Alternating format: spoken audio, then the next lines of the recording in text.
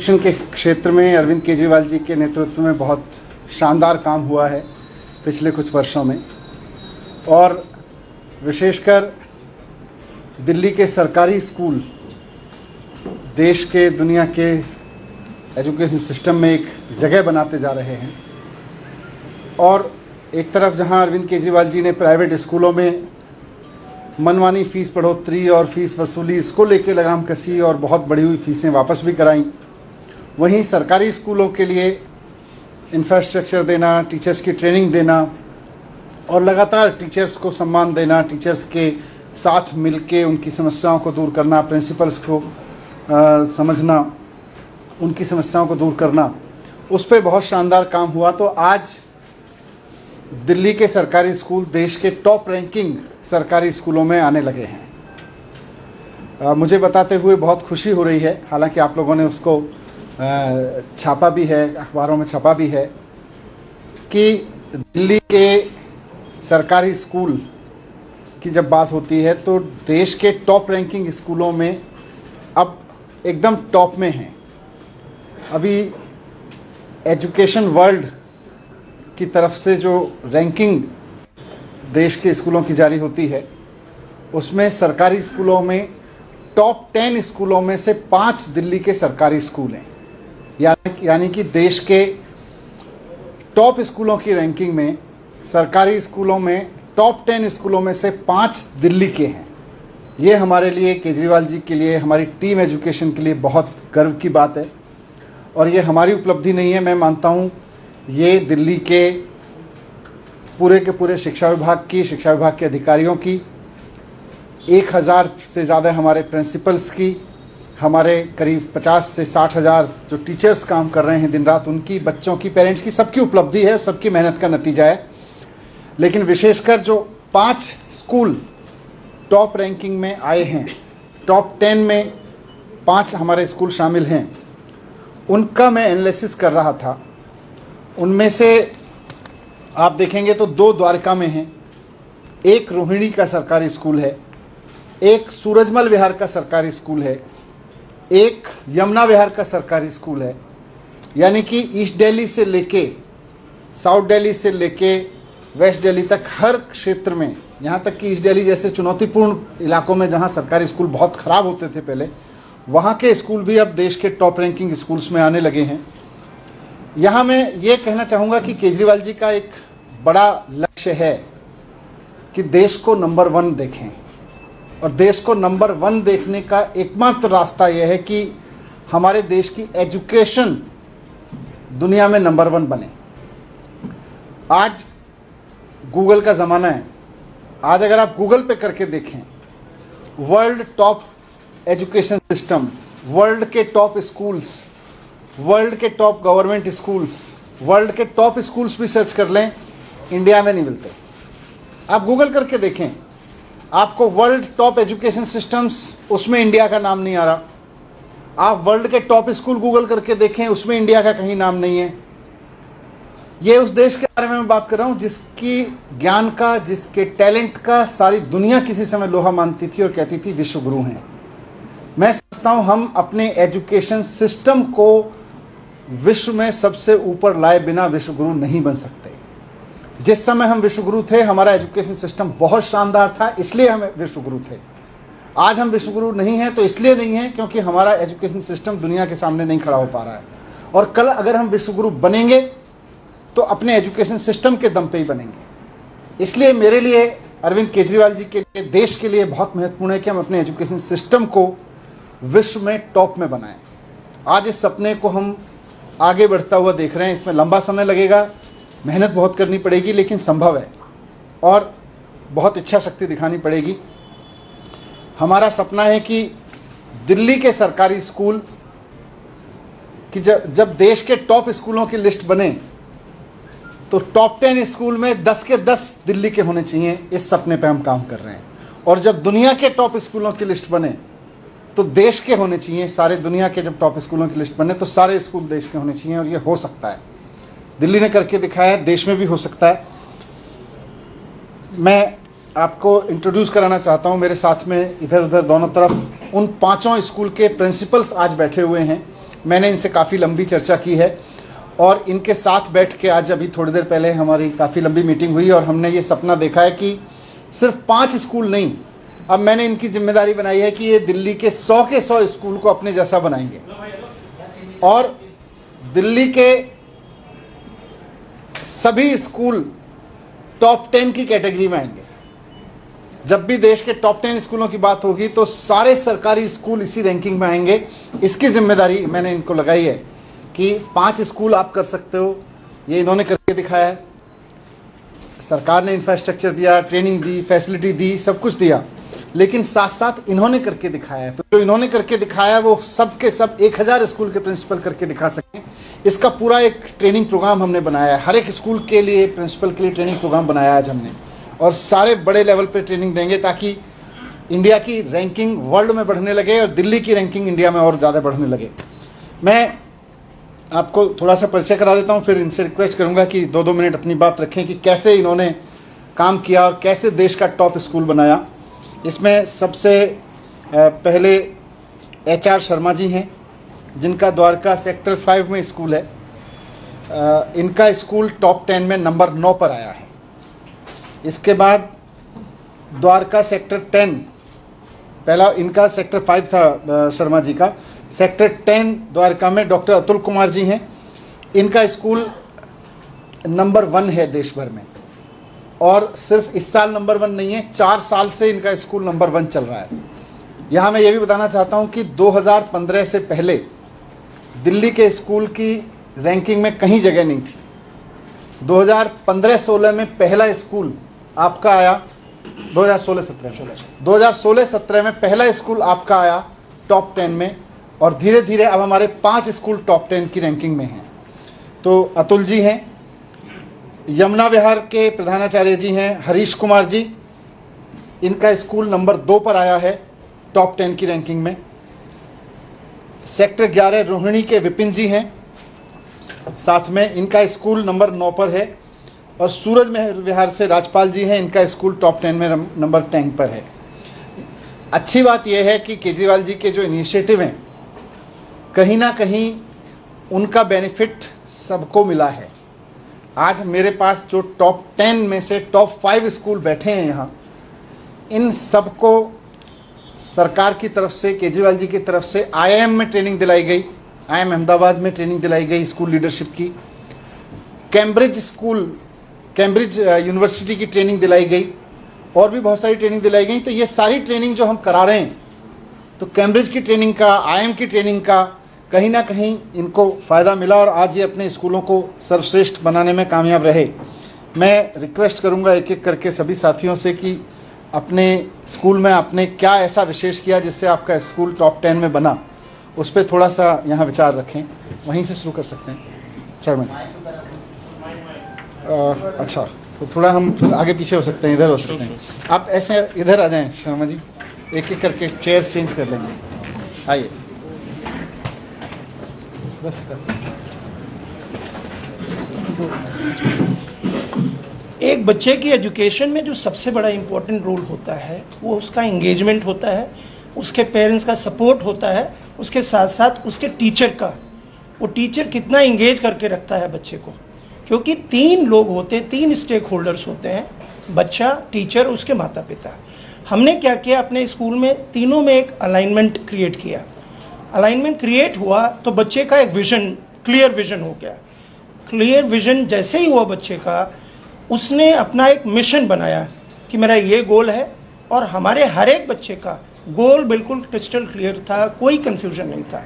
साथ के साथ हमारे माननीय डिप्टी CM सर का मार्गदर्शन, रेगुलर सपोर्ट, जैसे मैं ट्रेनिंग के लिए गया, इंग्लैंड में गया, कैम्ब्रिज में गया, मैंने IIM बेंगलोर में ट्रेनिंग ली, मैं IIM लखनऊ गया, वहाँ ट्रेनिंग ली, उसके अलावा अहमदाबाद गया। तो इन ट्रेनिंग से अपने टीचर्स के साथ एक तो बढ़िया कनेक्ट, बच्चों के साथ बढ़िया कनेक्ट, पेरेंट्स के साथ बढ़िया कनेक्ट। तो ये तीनों फैक्टर्स इतने इंपॉर्टेंट थे जिससे एक प्रॉपर अलाइनमेंट हुआ, क्योंकि अकेले कोई कुछ भी नहीं कर सकता है। कई बार ये देखा जाता है कि पेरेंट्स अवेयर नहीं होते हैं, ख़ासतौर से गवर्नमेंट स्कूल के पेरेंट्स जो होते हैं, क्योंकि वो अपनी लाइवलीहुड में लगे होते हैं। लेकिन हमने उनको भी जागरूक किया और बताया यदि आप आज 100 रुपये कमा रहे हो तो हो सकता है कि अगर आपका बच्चा पढ़ लिख लेगा, कोई अच्छा करियर बना लेगा। जैसे मैं कहना चाहूँगा कि मेरे 2 बच्चे जेईई एडवांस में 2000 और 3000 के रेंज में आए हैं। ये बहुत बड़ा अचीवमेंट है और ये उन लोगों के बच्चे हैं जो दिहाड़ी मजदूर हैं। तो मैं समझ रहा हूँ कि ये बहुत बड़ा एक अचीवमेंट है इन दोनों बच्चों के लिए। इसी तरह हमारे जो दूसरे बच्चे हैं वो कई तमाम पुअर बैकग्राउंड के हैं, लेकिन उनका विजन क्लियर है, उनका सपना है और उस सपने को साकार करने के लिए हम हमेशा तत्पर रहते हैं। Thank you Sharma ji. मैं अतुल जी से रिक्वेस्ट करूँगा। सभी साथियों को मेरा नमस्कार है। मैं अपने अनुभव को जो आपके सामने रखना चाहता हूँ। कोई भी कार्य के लिए आत्मबल का होना बहुत जरूरी है। जैसा कि हमारे दूसरे साथी ने भी आपको कहा कि हम लोग एज ए प्रिंसिपल काफ़ी 2014 से पहले से भी हम लोग स्कूलों में काम कर रहे थे, लेकिन आत्मबोध नहीं था, आत्मज्ञान भी नहीं था, कॉन्फिडेंस भी नहीं था। मैं साधुवाद देना चाहूँगा अपने सम्मानित डिप्टी सीएम साहब, मिनिस्टर साहब का। उन्होंने शिक्षा के प्रति अपने लगाव को हमारे अंदर अभिभूत किया। हमें जो ट्रेनिंग मिली गई IIM अहमदाबाद से, कैम्ब्रिज से, उसके बाद में आत्मबोध हुआ कि हम लोग बहुत कुछ कर सकते हैं। जो भावना पहले नहीं थी वो काफ़ी भावना आई। उस लीडरशिप को, सर से जो लीडरशिप आई, उस लीडरशिप को अपने आत्मबल के साथ हमने अपने टीचर्स में हस्तांतरित किया। सबसे पहले जो शुरुआत हम लोगों ने करी टीचर और आपस में बात करके कि स्कूल के अंदर सकारात्मक माहौल किसी के लिए, चाहे वो टीचर हो, चाहे वो बच्चा हो या कोई पेरेंट्स हो, नहीं शब्द, नो शब्द नहीं है। सबको आत्मसात करना है, सबसे बात करनी है, सबको समझना है। सबसे पहले हम लोगों ने बच्चों के प्रोफाइल, एडमिशन की सेशन की शुरुआत होती है तो बच्चों के प्रोफाइल हमने बच्चों से भरवाए कि उनके घर की परिस्थितियाँ क्या हैं, पारिवारिक परिस्थितियाँ क्या हैं, सामाजिक परिस्थितियाँ क्या हैं और वो भविष्य में क्या करना चाहते हैं। 1 सप्ताह तक ऐसे कार्यक्रम को हम लोग चलाते हैं और बच्चों में को कनेक्ट करते हैं। जब बच्चों को हमें पता चल जाता कि बच्चों को नीड कहाँ है, उस बच्चों से बात करके एक्स्ट्रा टाइम देना, उनकी परिस्थितियों को समझना और बियॉन्ड स्कूल आवर, शिक्षक और टीचर और हम सभी उनके परिस्थितियों को समझते हुए, ऐसा नहीं कि 2-2:30 बजे तक बच्चों को पढ़ाना है। यदि बच्चों की नीड है और 6 बजे तक रुक सकता है तो सब किसी की भी ड्यूटी लगाते हैं और कोई भी टीचर स्वेच्छा से, खुशी से स्कूल के अंदर होते हैं और बच्चों को हम लोग सपोर्ट करते हैं जो जिस चीज़ की प्राप्ति उनके घर में नहीं हो सकती। इसी का परिणाम है कि हमारे पास अभी इसी साल की जो परीक्षा के जो परिणाम आए हैं, मोहम्मद फैज़ हैं जो जी एडवांस में, जिनके पिताजी प्लम्बर हैं और काफ़ी एडवांस उनको अच्छे नंबर आए हैं और अभी कॉलेज तो पता नहीं चल रहा है, अभी कार्यक्रम पता चल जाए कौन सा IIT उनको मिला है, लेकिन हाई रैंक के साथ तकरीबन 600 रैंक के अंदर उनके कैटेगरी में उनका रिजल्ट आया है। साथ ही एक श्याम कौशिक है जिनके पिताजी केवल ट्यूटर, प्राइवेट ट्यूटर का काम करते हैं, डेली बेसिस का ही काम है, कोई परमानेंट उनका काम नहीं है। उनका बेटा भी 456 रैंक के साथ जी एडवांस में अच्छे कॉलेज IIT मिलने की संभावना है। साथ ही साथ 9 बच्चे हमारे MBBS नीट के एग्जाम को क्लियर किया, जिसमें से 3 500+ वाले बच्चे हैं जिसके नाम मैं आपको बताना चाहूँगा। साहिल है, वंस अगेन उनका पिता गार्ड है केवल एक। साथ ही साथ एक आपको राहुल शर्मा है, उनके पिताजी भी जो है वो क्लास 4 के ही हैं और वो बच्चा भी मेडिकल में कम्पीट किया है और अच्छे कॉलेज की संभावना है। साथ ही साथ आपको जानकर खुशी हुई कि इसी साल उस स्कूल से जो बहुत एक परंपरा से अच्छी व्यवस्था चल रही है, दूसरे की समझ है, पूजा झा हैं जो IAS सिविल सर्विस में 82 रैंक लाए हैं और जिनके पिताजी एक गुड़गांव के प्राइवेट फर्म में PN की जॉब में। तो ये बहुत ही रूपांतरण हुआ है और जो भी मैं आपको बोल रहा हूँ वो दिल से बोल रहा हूँ और इसको आप वेरीफाई कर सकते हैं, स्कूल में विजिट कर सकते हैं। बहुत बहुत धन्यवाद। Thank you. इनका सबसे बड़ा अच्छी चीज़ जो मैं अभी डिस्कस कर रहा था, मुझे ये लगी कि हर साल बच्चों को सेशन शुरू करने से पहले 1 हफ्ता पढ़ाते नहीं हैं। हर एक टीचर को इन्होंने अपनी टीम में कहा हुआ है कि पहले बच्चों से इंटरेक्ट करो, पढ़ा तो बाद में लेंगे।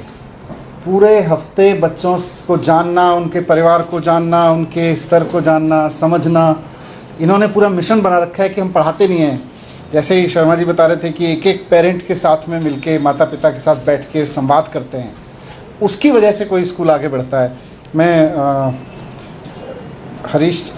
विपिन भाई से कहूँगा। विपिन जी सर, मेरा सबसे ज़रूरी हम थ्योरी पे काम करते हैं कि ओनरशिप होनी चाहिए। किसी भी काम को करते हैं तो एज स्कूल लीडर मैं अपने स्कूल को ओन करता हूं, और वही चीज़ मैं अपने टीचर्स के साथ भी शेयर करता हूं कि हम इसको अपना समझेंगे तो अपना बेस्ट करके देंगे। तो हर एक जो भी स्टेक होल्डर स्कूल के अंदर है वो अपने जो ड्यूटी है असाइन, वो ड्यूटी को तो करता ही है, साथ ही साथ उसके अंदर एक ऐसी भावना हो गई है कि ये अगर हम इन बच्चों के लिए कुछ कर पाए तो ये हमारे लिए या हमारे परिवार के लिए भी अच्छा होगा, तो वो ज़्यादा डिवोशन के साथ काम करते हैं। तो उसका नतीजा ये है कि जैसे अगर जेईई मेंस की बात करें तो पिछले सालों में भी हमारे बच्चे बहुत सारी संख्या में जेईई मेन, एडवांस, नीट में होते हैं। तो हमारी भी एक बच्ची ने लास्ट ईयर 2021 में उसकी नीट में 11 रैंक आई थी, और अभी वो एम्स में मेडिकल कर रही है, तमन्ना। तो मतलब ऐसे बहुत सारे बच्चे हैं। तो सबसे ज़रूरी चीज़ है कि टीचर्स का बच्चों के साथ कनेक्शन, और उनको बच्चों को कंफर्टेबल फील कराना कि हाँ ये आपके शुभचिंतक हैं, और उनका पूरा स्कोप देना, चाहे वो स्कूल आवर्स के बाद हो चाहे स्कूल आवर्स से पहले हो। तो वो चीज़ें जो मतलब बच्चों को ये लगता है कि जो झिझक होती है, वो सारी हमारी कोशिश रहती है कि उसको पूरा करें। तो उससे क्या हो रहा है कि बच्चे भी और टीचर्स भी अपना बेस्ट दे पा रहे हैं। Thank you. Harish ji. Thank you sir. Rajpal. मैं अपनी बात एक शब्द से शुरू करूंगा, एक्सेसिबल लीडरशिप। जब कोई सहज होकर पहुंच में होती है कोई चीज़, जैसे सर ने ये बात शुरुआत की, और कि कोई लीडर यानी कोई कितनी सहजता से किसी व्यक्ति तक अपनी बात रख सकता है, और उस चीज़ को यदि हम अपने इंस्टीट्यूशन में लेकर जाते हैं कि कोई भी अध्यापक हो चाहे कोई बच्चा हो। कई बार ये बात आई है कि पूरे सिस्टम में जो अध्यापक है वो पायलट है और बाकी सब लोग उसकी मदद करने वाले लोग हैं। तो एक लीडर का स्कूल लीडरशिप में जो रोल है वो पूरा कंडीशिव एनवायरनमेंट देना है, और हम उसे एक लीगेसी के तौर पर हम उसे कायम रख पा रहे हैं। जैसे हमारे और साथियों ने भी बताया, बहुत मेरा विद्यालय यमुना विहार में एक सरकारी स्कूल है, और बहुत एडवांटेज ग्रुप से बहुत बच्चे आते हैं हमारे यहाँ, और वहाँ एक परंपरा ये बनती जा रही है, और ये विश्वास है, बहुत दृढ़ विश्वास है उनका कि हाँ हमारा बच्चा सही हाथों में है, और हम एक बेटर कनेक्ट स्थापित कर पा रहे हैं, और बहुत अच्छे तरीके से वहाँ पर इस शिक्षा के मॉडल को रख पा रहे हैं। Thank you. Thank you. अंत में Rajpal ji. Good afternoon everyone. मैं 2015 में प्रिंसिपल अपॉइंट हुआ था डायरेक्टरेट में, और हमेशा एक ऐसा एक रिफ्लेक्शन होता है कि आप स्कूल में घुसते हैं तो जैसा आपको स्कूल नज़र आता है वो कहीं ना कहीं प्रिंसिपल का रिफ्लेक्शन होता है।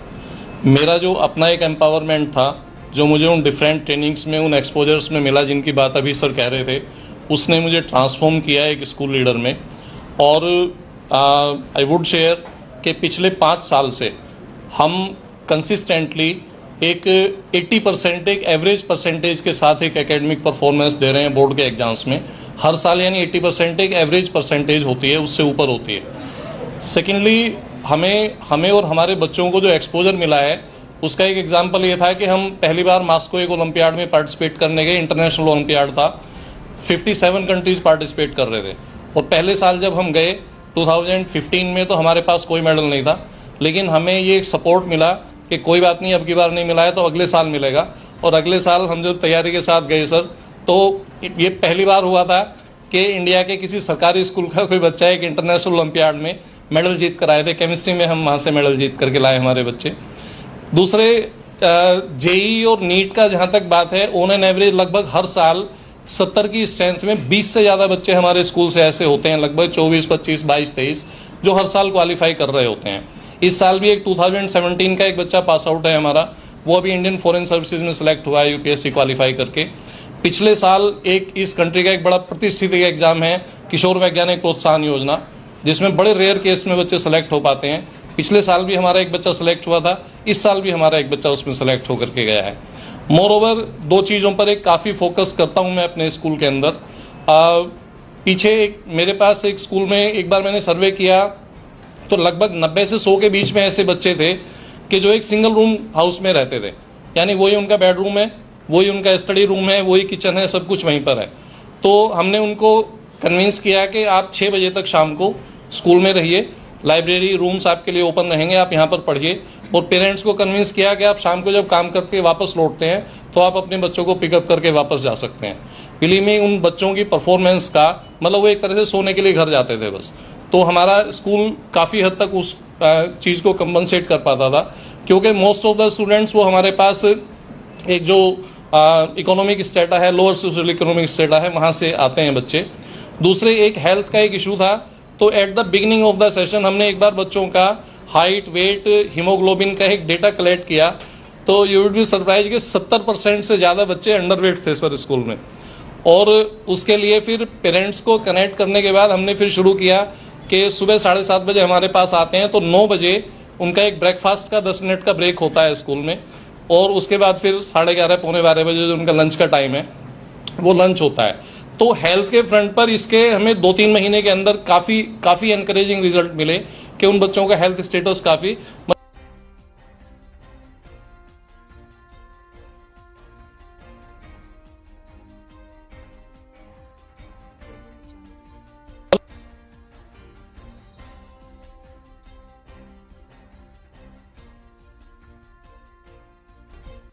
सिचुएशन में होते हैं डिफरेंट स्कूल्स के साथ, चाहे वो अक्रॉस द सेक्टर हो।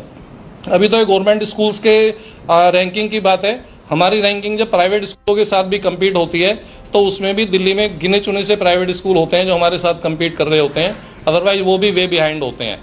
मैं मतलब आपको सरप्राइज होगा इस बात को सुनकर के कि सेक्टर 10 का जो स्कूल है उसका पिछले साल जो क्वालिटी इंडेक्स था, आउट ऑफ 500 में से 450 एवरेज मार्क्स थे स्कूल के, 450.59 एवरेज था 500 में से सर हर एक बच्चे का, जो स्कोर वो बच्चा कर रहा था 12वीं के बोर्ड के एग्जाम में।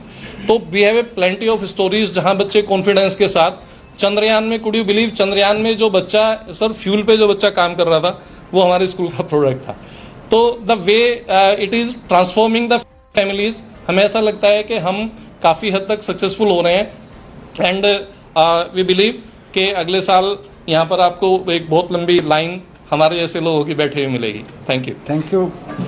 कुल मिला के मेरा आज की प्रेस कॉन्फ्रेंस का मकसद यही है कि एक तो हम दिल्ली के स्कूलों को और टॉप पे ले जाएंगे, और इन अपने 5 साथियों की मदद से जिन्होंने देश के टॉप 5 स्कूल्स बना के दिखाए हैं, इनके ज़रिए, इनकी मदद से अब हम दिल्ली के स्कूलों को और इसमें आप सबका, सारे पत्रकार बंधुओं का बहुत बहुत स्वागत। आज भारतीय जनता पार्टी अपनी गौरव यात्रा की शुरुआत कर रही है। मैं सबसे पहले भाजपा से पूछना चाहता हूं कि इस गौरव यात्रा में आपको गौरव किस चीज पर, किस चीज के गौरव को आज आप इतने धूमधाम से मना रहे हैं? किस चीज का गौरव है? भाजपा वो पार्टी है जिसने गुजरात के युवाओं को, गुजरात के स्टूडेंट्स को, विद्यार्थियों को अपनी भ्रष्ट राजनीति के नीचे रोंद दिया। पिछले 6 साल में 12 से ज्यादा महत्वपूर्ण पेपर गुजरात में लीक हुए, पेपर फूटे, जिसमें तहसीलदार का एग्जाम हो, कंपेटिटिव एग्जाम हो, कांस्टेबल का एग्जाम हो, बिन सचिवालय एग्जाम हो, हर एग्जाम का पेपर गुजरात में फूट जाता है। और हालात आज गुजरात के ऐसे बन गए हैं कि इन बड़े बड़े कंपेटिटिव एग्जाम, तहसीलदार का एग्जाम, कांस्टेबल का एग्जाम, सिर्फ यही नहीं, आज बीबीए, बीकॉम जैसे मामूली से आम कोर्सेज के भी पेपर फूटने लगे हैं। गुजरात के अंदर स्कूल और कॉलेज के साधारण से एग्जाम्स के भी पेपर फूटने लगे हैं। आज राजकोट में स्थित सौराष्ट्र यूनिवर्सिटी, जो एक जानी मानी यूनिवर्सिटी है गुजरात की, उस यूनिवर्सिटी का बीकॉम और बीबीए का पेपर जिसमें 25,000 विद्यार्थियों ने, 25,000 स्टूडेंट्स ने हिस्सा लेना था, वो पेपर का जवाब लिखना था। आज वो बीकॉम बीबीए का पेपर फूट गया है, लीक हो गया है। गुजरात के अखबारों ने फ्रंट पेज पे, आज सुबह के अखबारों ने उस पेपर को छापा है। ये गुजरात की शिक्षा व्यवस्था है। मैं आज गुजरात के लोगों को कहना चाहता हूं कि ये पेपर नहीं फूटा, भाजपा ने पेपर नहीं फूटे, भाजपा ने आपके बच्चों की किस्मत फूटी है। आपके बच्चों की किस्मत फोड़ने का काम भारतीय जनता पार्टी ने किया है। पेपर फोड़ने का जवाब गुजरात की जनता को भाजपा के नेताओं की किस्मत फोड़कर देना होगा। अगर वो हमारे बच्चों के पेपर फोड़ेंगे तो हम भाजपा के नेताओं की किस्मत फोड़ेंगे। इससे कम से बात नहीं बनेगी। अभी इनका एग्जाम आने वाला है, इन नेताओं का। ये आपके बच्चों के एग्जाम खत्म कर रहे हैं ना, आपके बच्चों के एग्जाम बर्बाद कर रहे हैं, आपके बच्चों के एग्जाम फोड़ रहे हैं। अब इन नेताओं का जो 5 साल में एक बार एग्जाम होता है वो आने वाला है, चुनाव। गुजरात 2022 विधानसभा चुनाव। इस चुनाव में आप सबको भाजपा की किस्मत फोड़ने का संकल्प लेना होगा। मैं आपको विश्वास दिलाता हूं कि जब आम आदमी पार्टी की सरकार गुजरात में बनेगी, प्रचंड बहुमत की सरकार बनेगी, 100 दिन के अंदर आम आदमी पार्टी पेपर फूटने के खिलाफ एक सख्त कानून लाएगी, जिस कानून में पेपर फोड़ने की इस पूरी कवायद में जो लोग भी शामिल हैं, चाहे वो बड़े से बड़ा आदमी क्यों ना हो, मुख्यमंत्री क्यों ना हो, या छोटे से छोटा आदमी कर्मचारी क्यों ना हो, सबको एक समान कटघरे में खड़ा करके सख्त से सख्त सजा दी जाएगी। पेपर फोड़ने का काम कोई मामूली अपराध नहीं है। ये एक समाज, एक राज्य के भविष्य के साथ खिलवाड़ है, जिस खिलवाड़ को ना आम आदमी सह सकता है, ना आम आदमी पार्टी सह सकती है। आज गुजरात में हालात ऐसे हैं कि पहले तो एग्जाम ही नहीं होता है, पेपर ही नहीं होता है, लेट पे लेट होता जाता है पेपर। और अगर पेपर हो जाए तो पेपर फूट जाता है, नतीजा ही नहीं आता। जो पेपर फूटे पिछले 6 साल में, दोबारा उसका कोई एग्जाम, कोई पेपर लिया ही नहीं गया। ये तो सीधे सीधे गुजरात की आवाम के साथ, आपके हमारे आम घरों के बच्चों के साथ खिलवाड़ है। जैसा कि मैंने कहा, राजकोट में आज, सौराष्ट्र की भूमि में आज सौराष्ट्र यूनिवर्सिटी का बीकॉम बीबीए जैसा मामूली सा पेपर भी लीक होने लग गया है। ये गुजरात की राजनीति में और गुजरात की शिक्षा व्यवस्था में जो दीमक लग गया है, ये उसका प्रतीक है। मैं पूछना चाहता हूं भाजपा को किस चीज पे गौरव है जो ये गौरव यात्रा निकाली जा रही है। एक तरफ हमारे बच्चों के भविष्य को काल कोठरी में, अंधेरी काल कोठरी में बंद कर भाजपा वाले अपने बच्चों को बड़ी बड़ी प्राइवेट यूनिवर्सिटी में भेजते हैं। जितने भाजपा के मंत्री हैं, जितने भाजपा के नेता हैं, सबके बच्चे कोई फॉरेन यूनिवर्सिटी में पढ़ रहा है, कोई हिंदुस्तान की टॉप प्राइवेट यूनिवर्सिटी में पढ़ रहा है।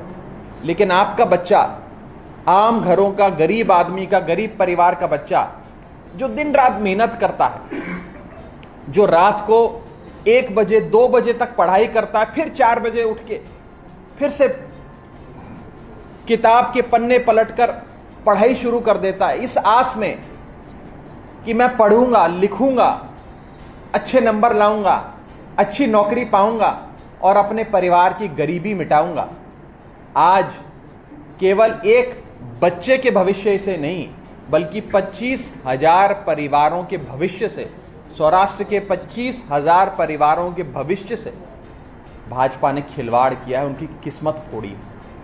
एक पेपर लीक होना मतलब बच्चों का 1 साल बर्बाद हो जाना है। मैं आज गुजरात के लोगों से अपील करना चाहता हूं कि इन्होंने आपके बच्चों के पेपर फोड़े, आपके बच्चों के एग्जाम फोड़े।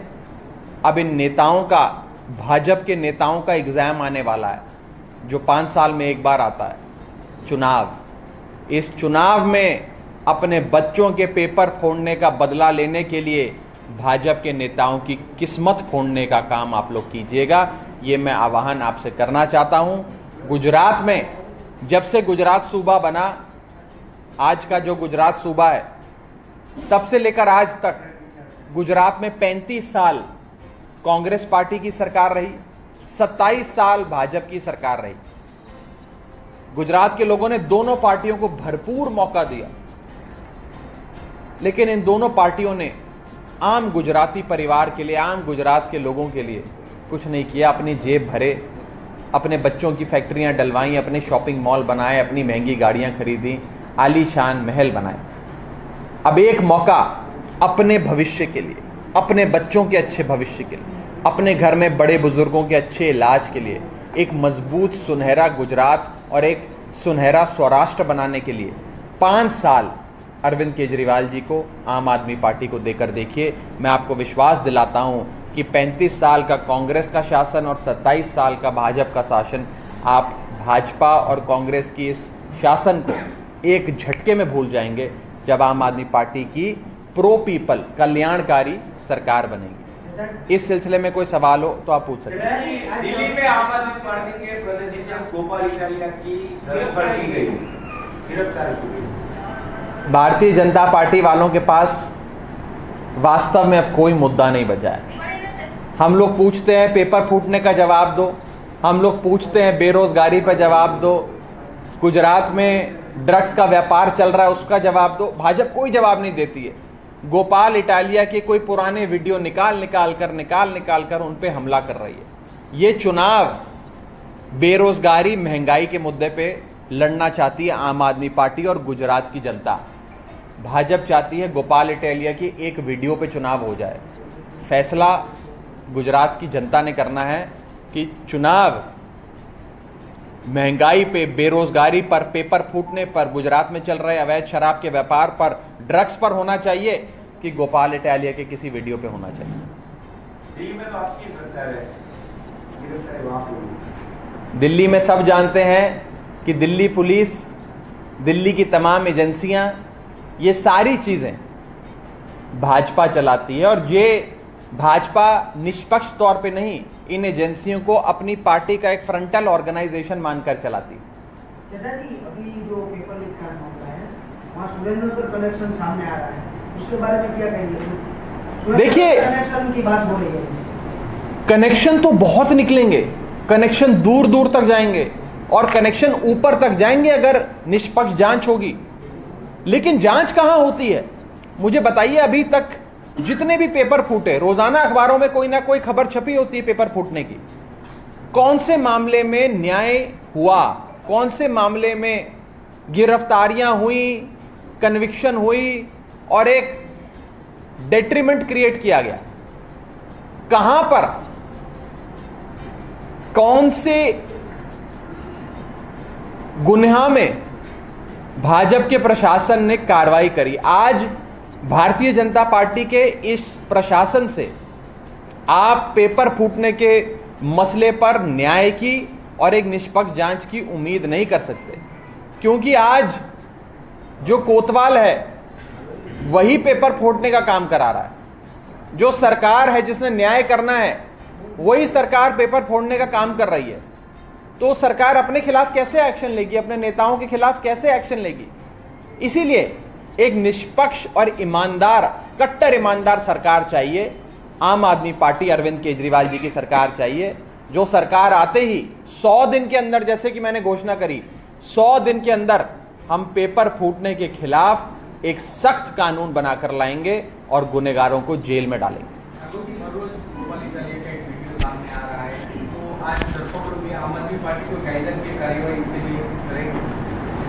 गोपाल इटालिया हो या आम आदमी पार्टी का कोई भी नेता, किसी ने कोई भी गलत काम किया हो तो उसको जेल में डालिए, जो सजा देनी है दीजिए, लेकिन मुद्दे से ना भटकिए। आज गुजरात की जनता, आम आदमी पार्टी, गुजरात का आम आदमी और आम औरत ये पूछ रहा है कि मेरे बच्चों का पेपर क्यों लीक हो रहा है, मेरे बच्चों की किस्मत क्यों फोड़ी जा रही है। घर में इतनी महंगाई हो गई है कि सब्जी नहीं खरीदी जा रही, बेरोजगारी का आलम इतने हैं कि 150 नौकरियां निकलती हैं, उसके लिए 2.5 लाख आवेदन पत्र आ जाते हैं। अवैध शराब का व्यापार पूरे गुजरात में चल रहा है, हर गली हर नुक्कड़ पे ड्रग्स बिक रहे हैं। इन सवालों पे जब जवाब पूछा जाता है तो भाजपा भाग जाती है और कहती है इन सवालों का जवाब नहीं देंगे। लेकिन हाँ, हमने एक गोपाल इटालिया का पुराना वीडियो ढूंढ निकाला है, हम वो वीडियो आपको दिखाएंगे। वो वीडियो देखो और भाजपा को वोट दो।